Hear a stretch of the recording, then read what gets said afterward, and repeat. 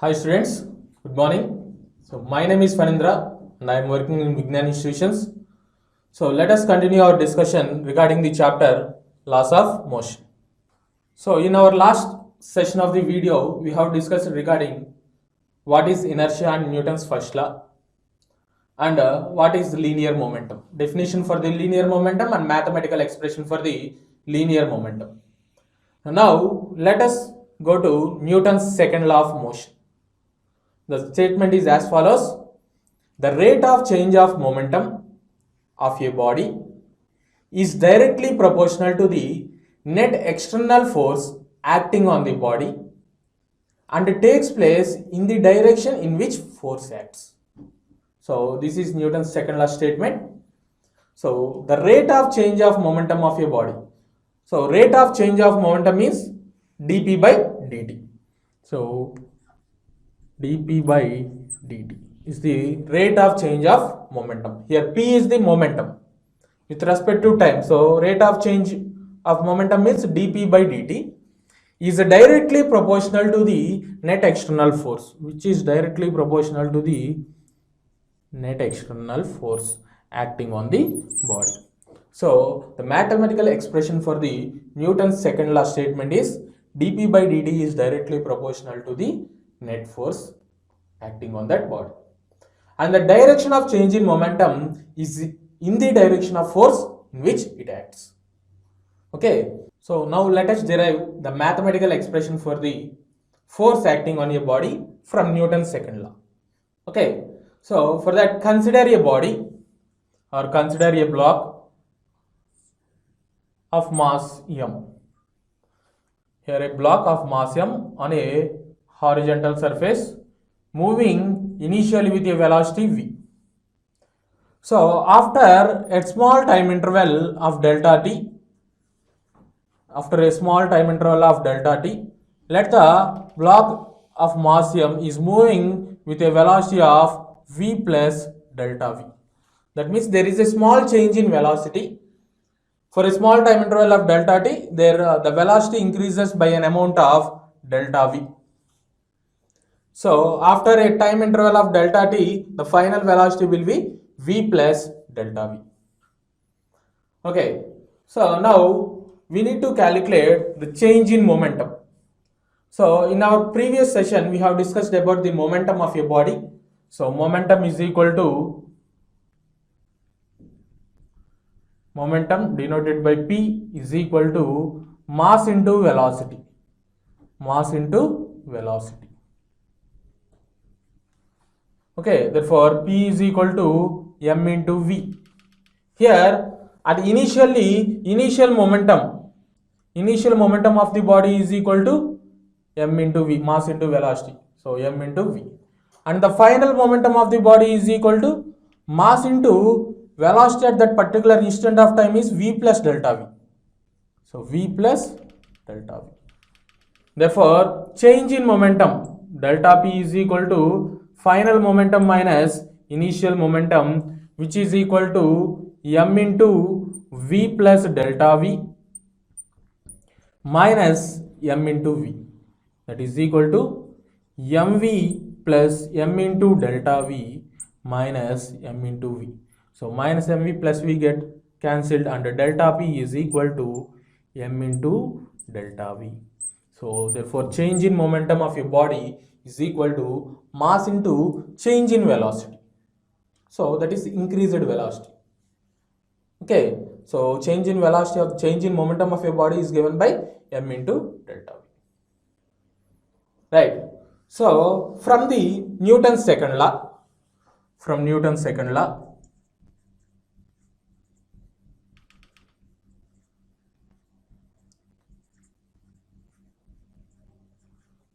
net force acting on the body is directly proportional to change in momentum or rate of change of momentum, that is delta p by delta t. Right. So or as this time interval is very low, or let it be like this. So net force acting on the body is directly proportional to some delta p means m into delta v by delta t. or by removing the constant from here, or by removing the constant, net force acting on the body is equal to some constant K into delta P by delta T. Okay, or which is equal to K into M into delta V by delta T. Okay, so now as this time interval is very small, delta T is very small, as or delta T tends to 0. If delta T tends to 0, then delta P by delta T can be written as dP by dt. If delta T tends to 0, then delta P by delta T can be written as dP by dt. That means small chain can be calculated in terms of derivative. Therefore, the net force acting on the body is equal to K into dP by dt. Net force acting on the body is equal to K into dP by dt. What is P? Here, P is momentum of the body. So, here we can write in these two ways. Either delta P by delta T tends to dP by dt, or delta V by delta T tends to dV by dt. So, but here I want to denote it as a whole. So, I want to express the net force acting on the body for any body, considering any body, not only in this case, but in all the cases. So, F net is net force acting on the body is equal to some constant K into dP by dt. Here, P is momentum of the body, which is equal to mass into velocity. Momentum of a body means mass into its velocity.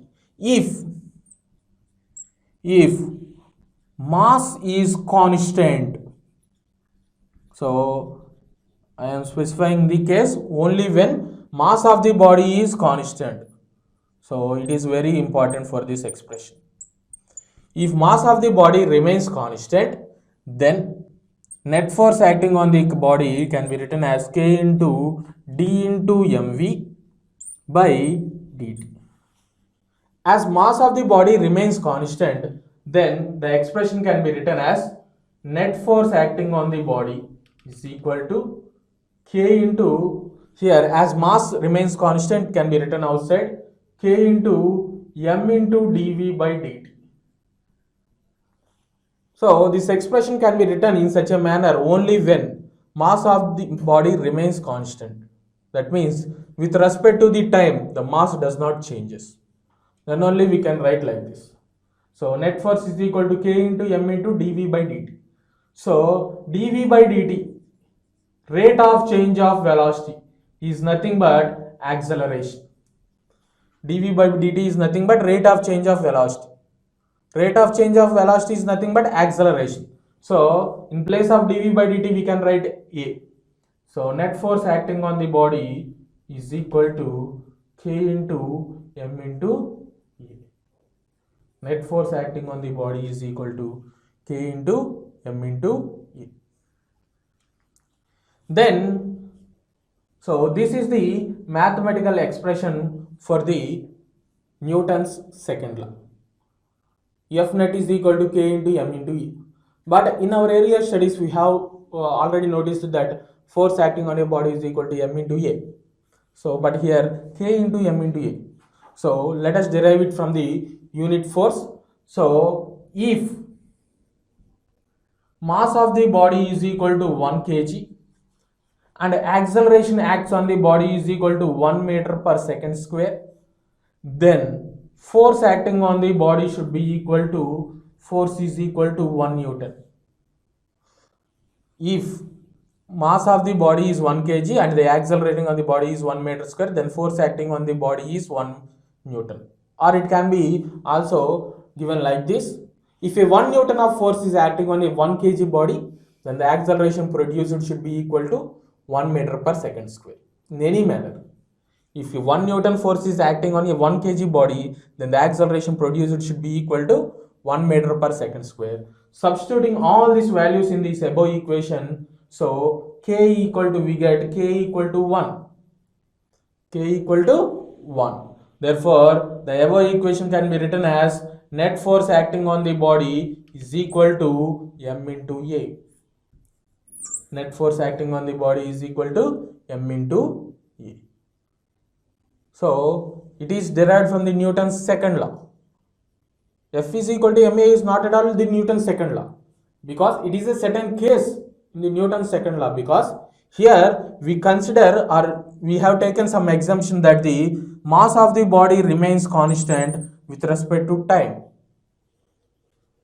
Mass of the body remains constant with respect to time, then only the mathematical formula will be net force acting on the body should be equal to m into A. It is a part of Newton's second law, but F is equal to ma does not explain the Newton's second law. Newton's second law states that net force acting on a body is directly proportional to rate of change of momentum. So from this we have considered a case where mass of the body remains constant.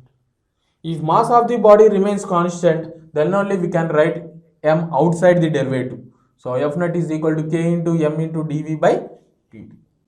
So dv by dt means rate of change of velocity, which is nothing but acceleration. So net force is equal to k into m into A. So net force is equal to, from the unit force, net force is equal to ma. Okay students, so we have derived mathematical formula for the force, net force acting on the body when the mass remains constant or does not changes with respect to time. So the expression is given like this. So force, net force acting on the body is equal to m into A. Okay, so if we go for SI units, we know that units for mass is kg and acceleration is meter per second square. So the SI units are kg meter per second square, or as the Newton derived or explained about these three laws, in the name of him the SI units of force is given as Newton, denoted by capital N. Always it should be denoted by capital M. SI units is kg meter per second square or Newton. So CGS units, what is the meant by CGS units? CGS units is, in terms of kg, we denote it as gram instead of meter, centimeter per second square. Gram centimeters per second square, or dyne denoted by small d, or dyne. That is CGS units. So dimensional formula.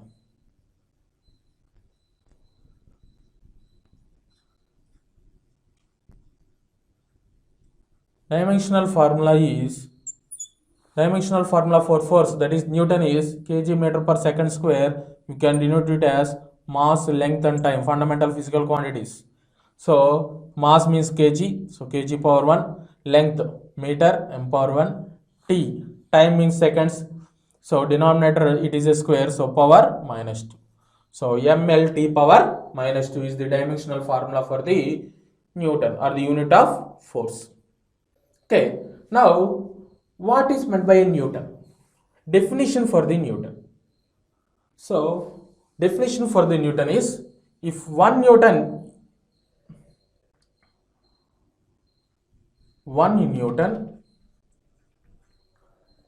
is the force acting on the body, force acting on a 1 kg body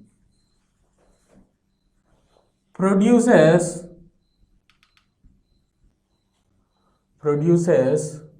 an acceleration of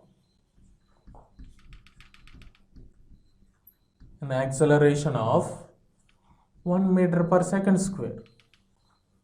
So if a force acting on a 1 kg body that produces an acceleration of 1 meter per second square, then it is called 1 Newton. So 1 Newton is the force acting on a 1 kg body which produces an acceleration of 1 meter per second square. Okay, so the SI units and the dimensional formula. And Importance of Newton's second law.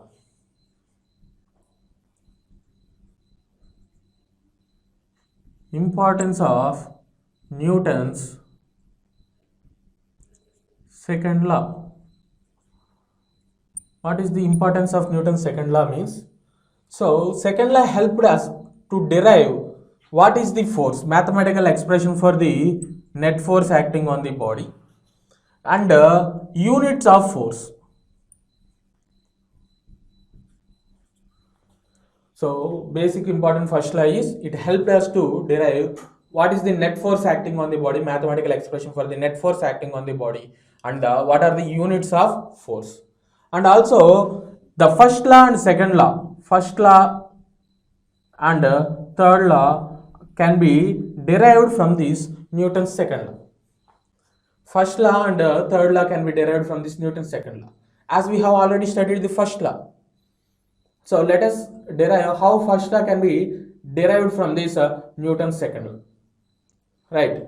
So the first law statement is every body continues to be state of rest or uniform motion unless until accomplished by an external force. So its statement says that until there is an external force acting on the body, every body continues to be in its state only, which means if there is no force acting on the body, then the state of the body does not changes. So from the mathematical expression from the Newton's second law, that is force acting, net force acting on the body is equal to m into a. If net force acting on the body is 0, that is if no force acting on the body, then acceleration of the body is equal to 0.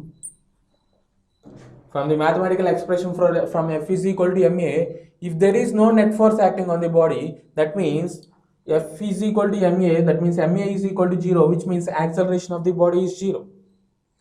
So acceleration of the body is 0 when a body is moving with, when a body is in rest condition, or when is a body is moving with constant velocity.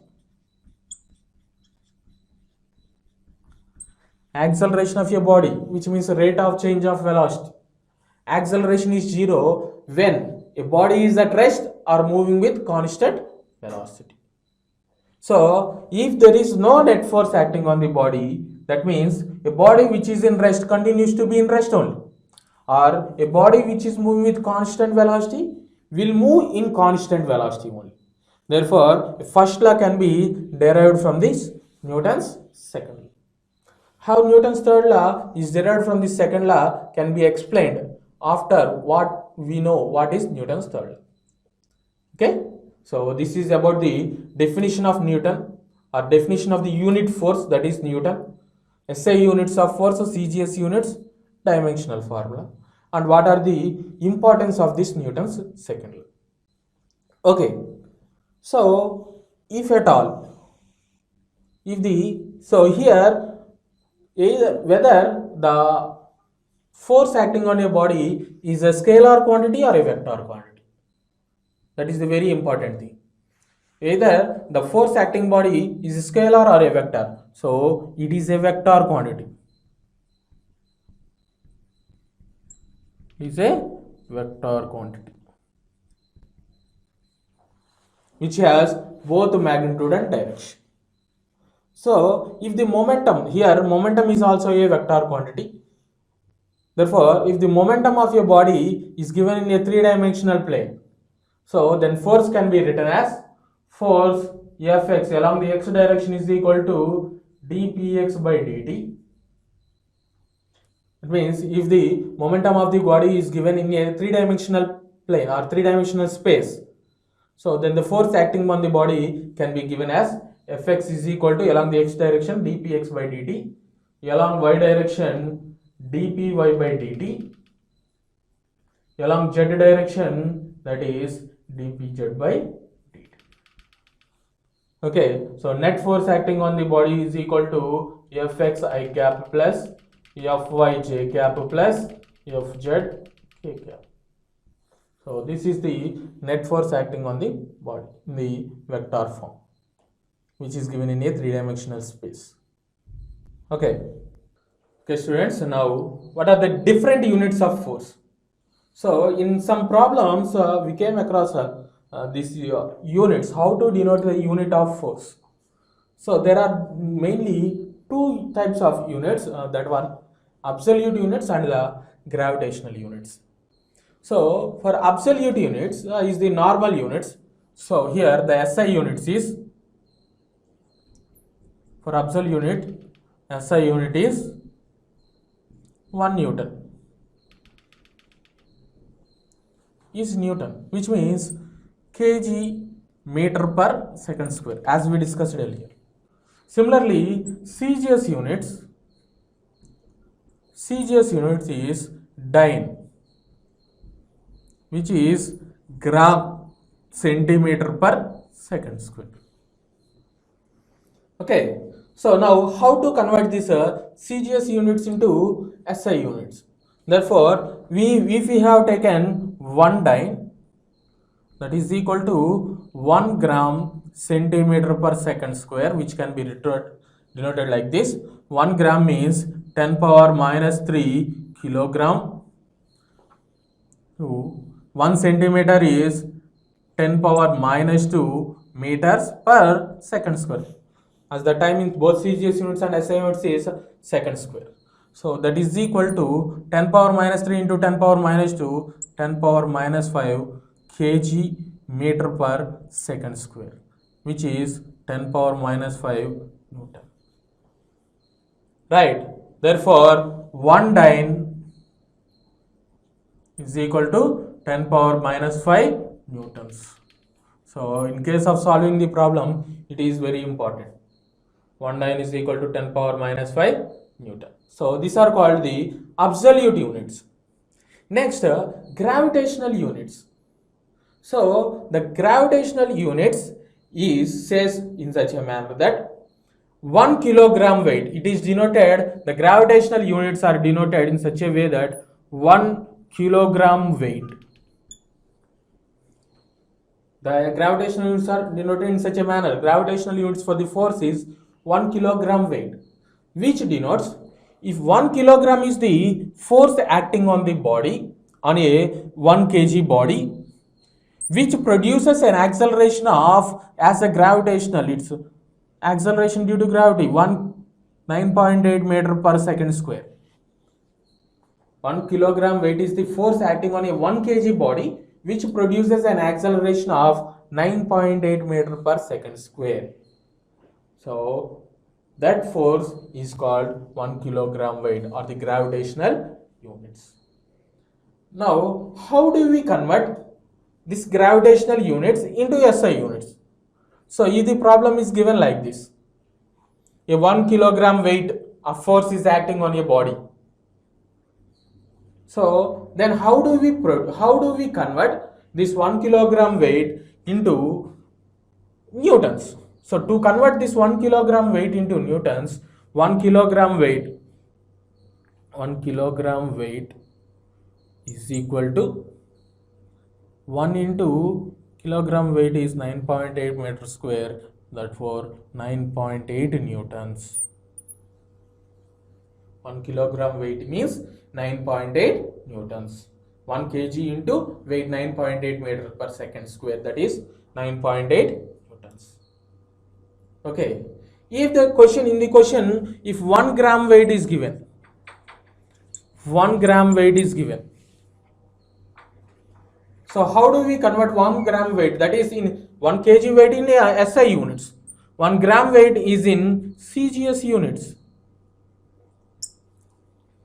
So how to convert this 1 gram weight into the absolute units? So that is in 1 dyne. So to convert this, 1 gram is 10 power minus 3 into 9.8 meter per second, so 980 centimeters, which can also be written as, so 1 into 980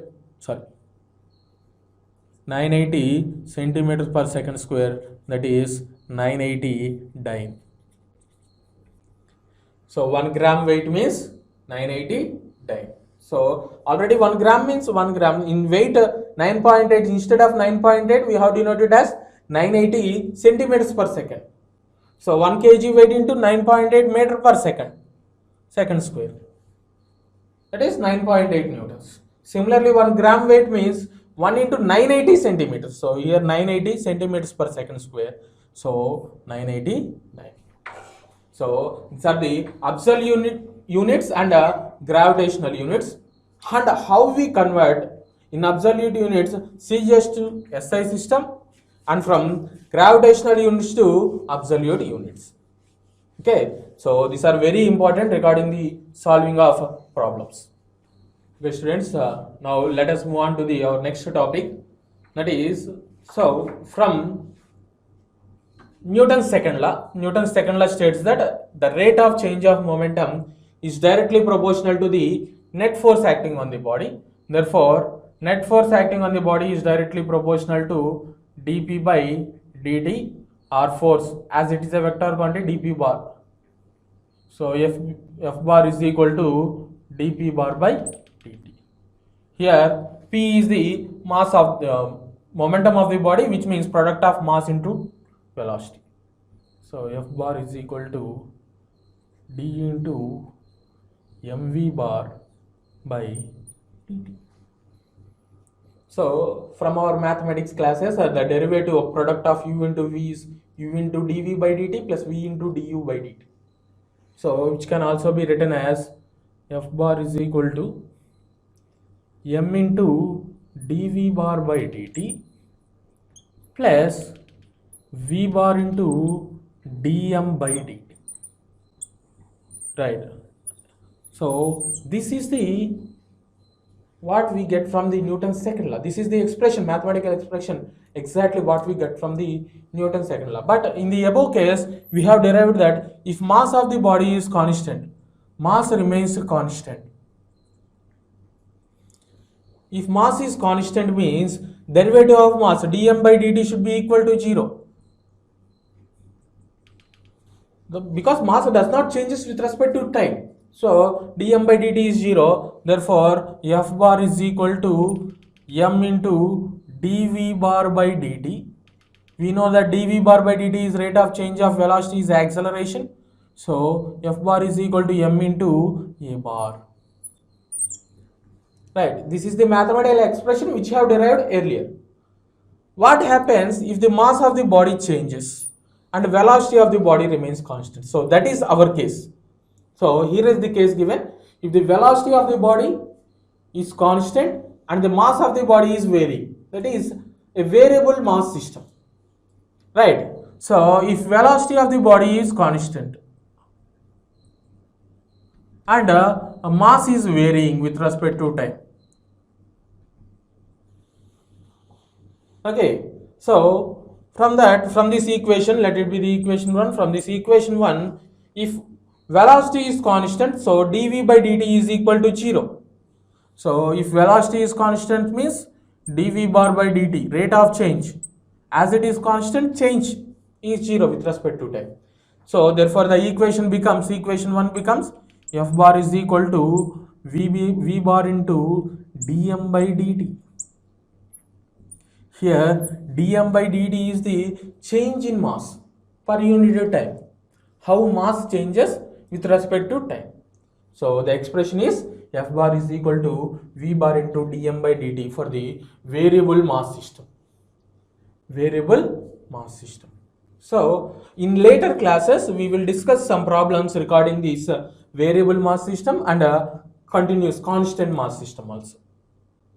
So after explaining the Newton's 3 laws, we will discuss some more problems regarding the EAMCET and IIT JEE. So in which we will come across this variable mass system. So remember this, for a variable mass system and for velocity is constant, the expression for Newton's second law will be like this: F bar is equal to v bar into dm by dt. Okay students, now let us move on to our next topic, that is impulse. So before going into the Newton's third law, let us study a physical quantity which is termed as impulse. So what is impulse? So impulse is the product of force and time interval.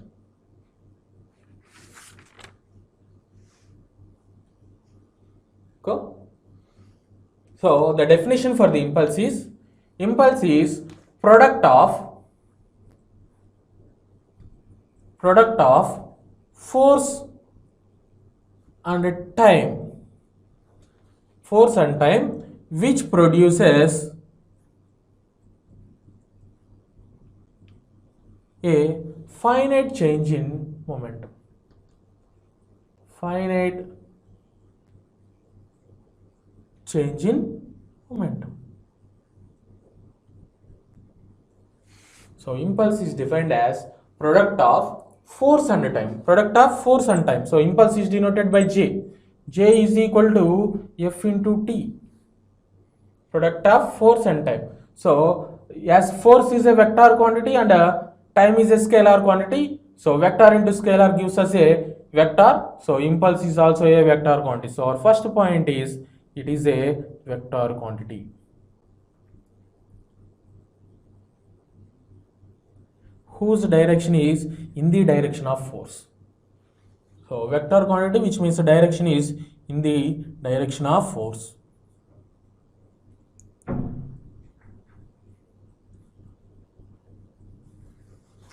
Right. Next, we go for what are the SI units. So yes, impulse J is equal to force into time. The units of force is Newton and time is second. So SI units is Newton second. Or CGS units. CGS units is dyne second.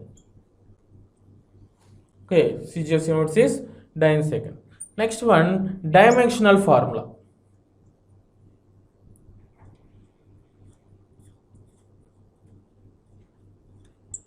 So for Newton, dimensional formula is mLt power minus 2 into second. So mLt power minus 1. That is mLt power minus 1. So from here you can note it as Newton second means kg meter per second square into second, that is kg meter per second. So kg means m, meter means length L by second, so t power minus 1. mLt power minus 1. So these are the definition for the impulse and the SI units and CGS units and the dimensional formula. So from this I want to explain some more topic. Impulse is defined as product of force and time which produces a finite change in momentum. How it produces a finite change in momentum? Let us discuss. So from this, J is equal to F into T, force into time. Right. So J is equal to, from Newton's second law, F is equal to ma. F is equal to m into a. So m into a into t. Okay. So from the first kinematic equations which we have learned in motion in a straight line, from the kinematic equations, v is equal to u plus at. So v is equal to u plus at, or at is equal to v minus u. So J is equal to m into v minus u. In place of at we substituted v minus u. Therefore J is equal to mv minus mu. So mv is the final momentum minus initial momentum. So J is equal to change in momentum.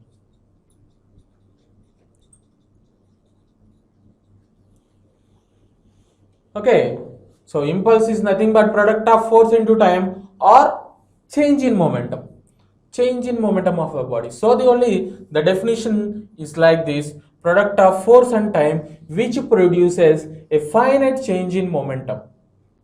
Okay, J bar is equal to F into T, or J is equal to change in momentum, which is equal to, therefore we can written as m into v minus u, or that is equal to change in momentum.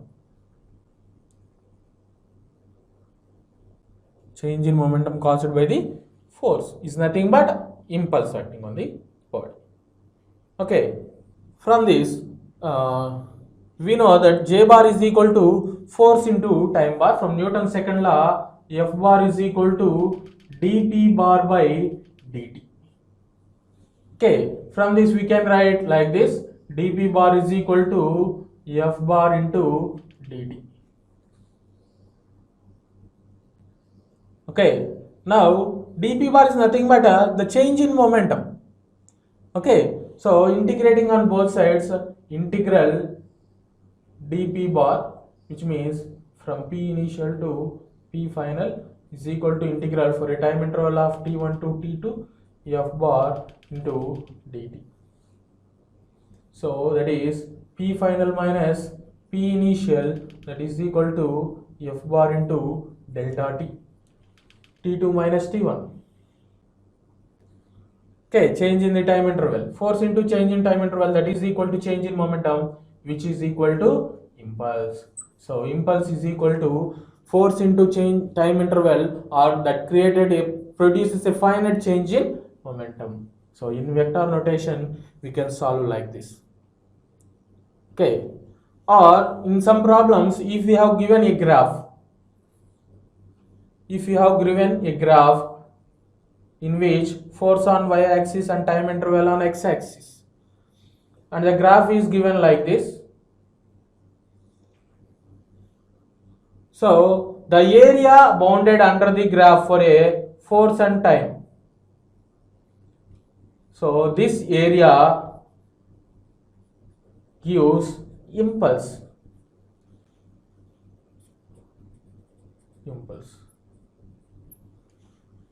So area bounded in a force to time graph gives the impulse acting on the body. Okay, students, now let us move on to the applications of impulse. So before that, as we discussed earlier, what is the impulse? So impulse is product of force into time, or that which creates the change in momentum.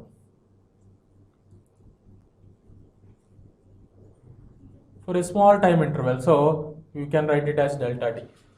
Force into delta t, that is equal to change in momentum for a small time interval, is defined as impulse.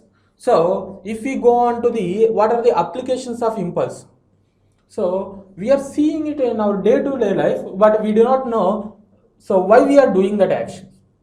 So let us consider the first example, that is when we are playing the cricket, or when you are seeing a cricket match in the TV.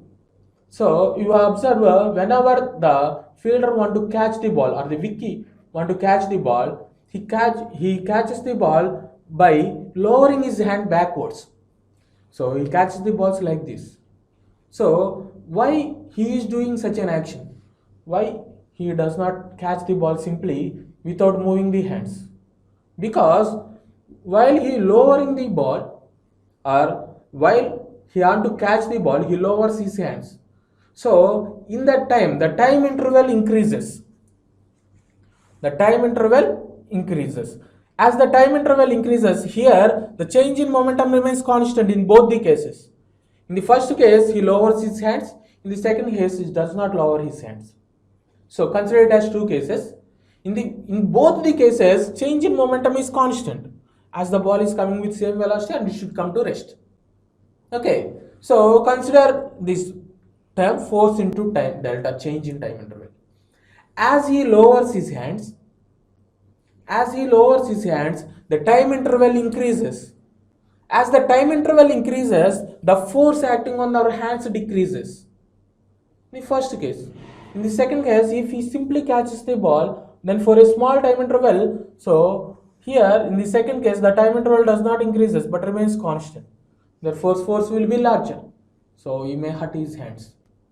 So without hurting the hands, to catch the ball, the fielder will catch the ball by lowering his hands, such that the time of impact increases and the force on our hands decreases for a constant change in momentum, which means for a constant force or constant impulsive, that as we increase the time interval, the impulsive force decreases.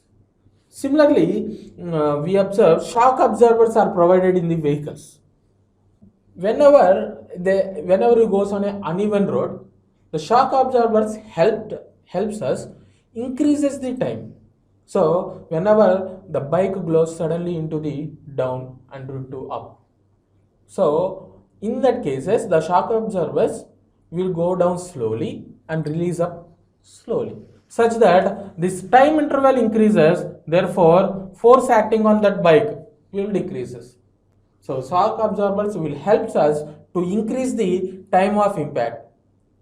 As the time of impact increases for the same change in momentum, force will decrease. As the force decreases, the damage on the bike will also be less. So it is also one case. So let's move on to the next application of the impulse that we see in our day-to-day life. So whenever a person falls from certain height, on a cement floor, so on the cement floor we will get injured, or if we fall on a sandy floor, on a sand, we will hurt less. Why this happens means, on the cement floor it is rock solid, so the time does not changes and force acting on the body will be larger. When we fall on a sandy floor, so when we fall on the sand, then we will go down slowly, so such that the time interval increases. As the time interval increases, for finite change in momentum, impulsive force will be less, so force acting on our body will be less, so hence we get less injured. Okay, so these are the some examples where we use applications, where we use impulse. We are unknowingly we are using this application. In all these cases, here if time of impact for finite change in momentum, here change in momentum is constant. Change in momentum is constant. As change in momentum is constant, force into change in time interval is also constant, right? So now if we increase the change in time interval is increases, if the change in time interval increases, then force, as it is constant total value, force should decrease. Force acting on the body should decreases. So only the cricketer will lower his hands while catching the ball, and shock absorbers are provided in the vehicles to get less damage. And when we landed on a sandy floor, we will get less hurted than in a cement floor. And all the china wares and the glasswares are provided with some pieces of papers around it while traveling to get it broken. Okay, these are the applications of impulse. So in today's class, we have discussed about what is Newton's second law and the mathematical expression for the Newton's second law in constant mass system and a variable mass system. Then we have seen about impulse and some of the applications of impulse. So I think from you can see in these examples where you can understand these applications very much better. Okay, thank you.